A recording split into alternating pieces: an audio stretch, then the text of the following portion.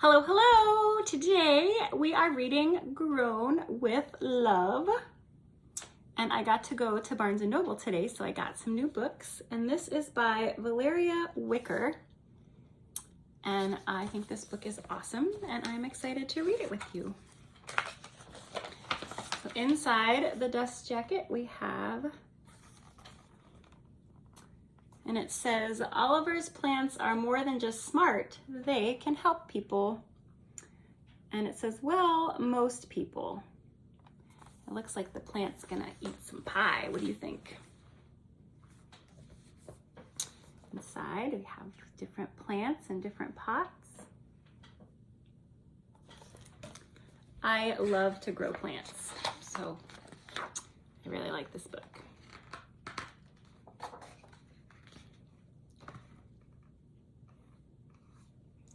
It says, for Sean, may your garden of love be ever blooming. It's called The Dedication. Here we have a beautiful lab of plants. And I have wall hangers just like that. Oliver's favorite part about being a scientist was solving problems through plants, but not just any plants. Oh, I have a plant like this too. It's called a Swiss cheese plant.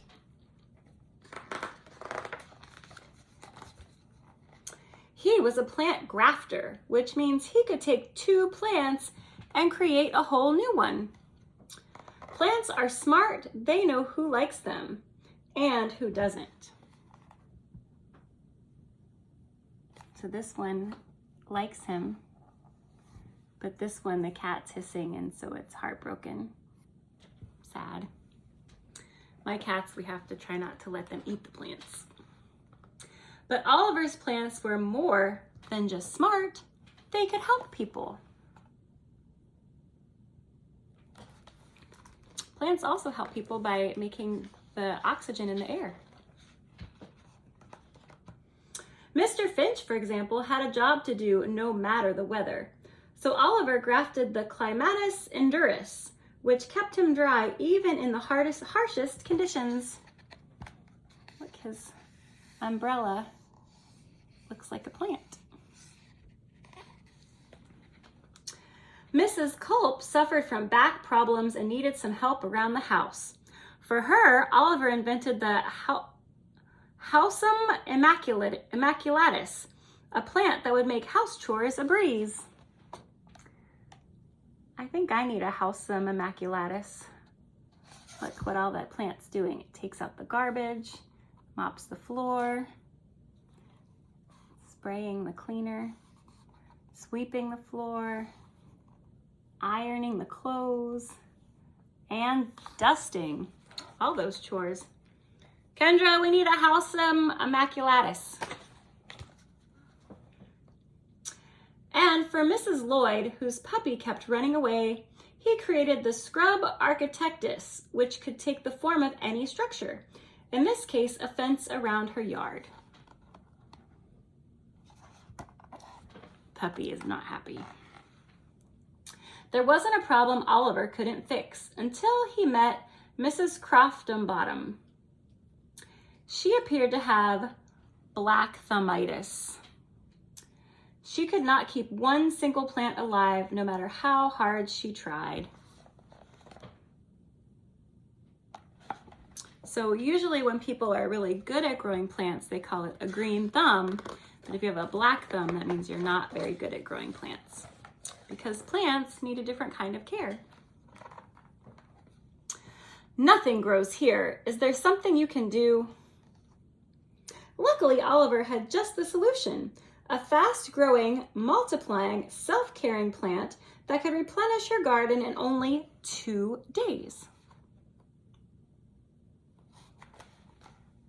Oliver planted with care and fed it and spoke to it. Talking to plants makes them feel loved. And it's true, they do grow better if you talk to them. And just a few hours later, what do you think happened? The plant was dead as a doornail. See, I told you nothing grows here.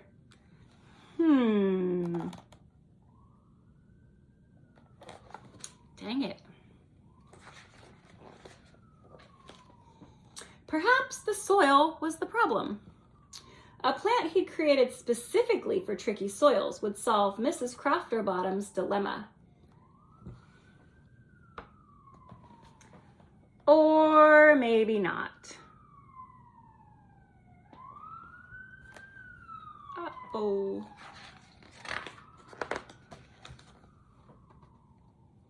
This was going to be challenging. Mrs. Crofterbottom needed something strong. The hardiest of Oliver's creations, the Daisy Heavy Datum, aka the Challenger. Nothing could kill this strong daisy. It's a very strong looking daisy. Except for Mrs. Crofterbottom. It was dead, miserably, dreadfully dead. Mrs. Crofterbottom was right. Nothing grew in her garden. Poor Daisy. Come in for a glass of milk. You'll feel better. Thank you. Her case of black thummitis was unlike anything Oliver had ever seen before, possibly an incurable one.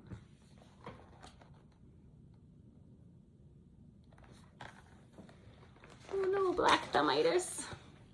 I think I used to think I had black thummitis, but now I have a much more green thumb. With Mrs. Crofterbottom's kindness and the lovely refreshment, Oliver's thoughts refreshed too, and that was when he noticed.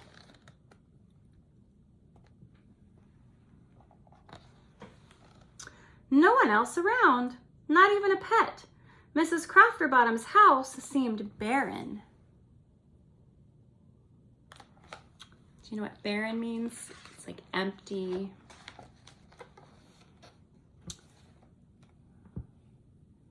Pictures. It looks like maybe her partner. Maybe their wedding. The Crofterbottoms pies go national. Oh, they make pies. Oh, look, they're making pie there. They have a pie there. Best Pie Award, #1 pie. Let's say 45th Best Pie Award. 46th Best Pie Award, #1 pie. As if something was missing. Look, so her husband is no longer in the picture. Then it all made sense. Oliver's got a milk mustache. Mrs. K hypothesis. #1, plants need love and care to survive. Plant plus love equals blooming. Plant, love, blooming. Mrs. Crofterbottom is lonely. 3, if Mrs. Crofterbottom thrives, then so will her plants.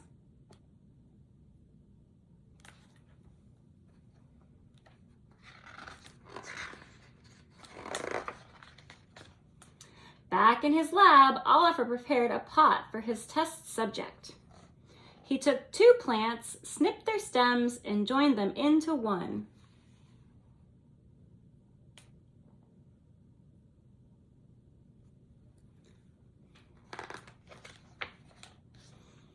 Next, he made a few phone calls.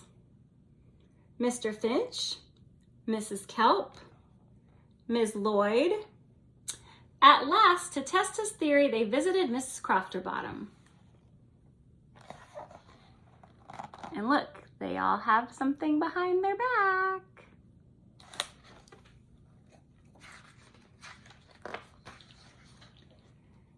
And infused her with love. They offered relief that provided shelter and formed something new. So she's sharing her housekeeping plant. She's helping her plant a new plant. This plant is doing well. The weather plant. And they're dancing. because dancing in most cases makes everything better. And restored what was lost. Oliver's hypothesis was accurate and the treatment was working.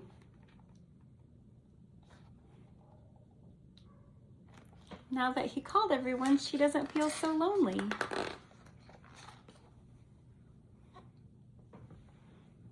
They're reading together, having lunch at the park, planting and gardening, taking care of the shrub, having a picnic, and baking a pie. But just in case, he set up a maintenance plan that ensured everlasting blooms and a lifetime supply for Mrs. Crofterbottom's famous loveberry pies.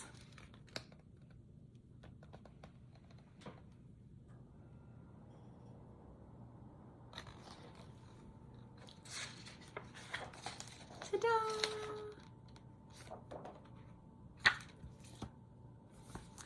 So really, Mrs. Crofterbottom just needed to have friends and community, and then her garden was able to flourish. So what did you think of Grown with Love? Oliver's pretty clever, huh?